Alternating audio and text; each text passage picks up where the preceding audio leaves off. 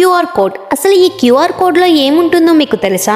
భారతదేశం డిజిటల్ యుగం వైపు వెళ్తుంది. ప్రపంచం మొత్తం మీద అత్యధిక సంఖ్యలో ప్రజలు ఇప్పుడు డిజిటల్ చెల్లింపులు చేస్తున్నారు. అయితే ఈ చెల్లింపులు చేసే వారిలో ఎక్కువగా భారతదేశం వారే ఉన్నారు.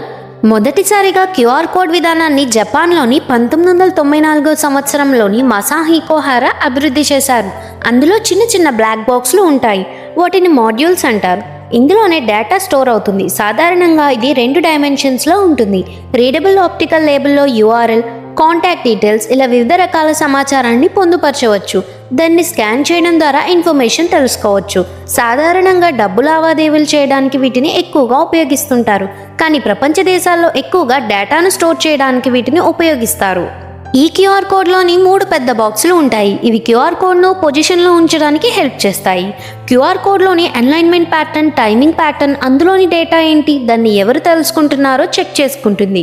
అయితే ఈ కోడ్లోని 30% భాగం కనిపించకపోయినా, చెరిగిపోయినా సరే అందులోని డేటాని మాత్రం మనం తెలుసుకోవచ్చు.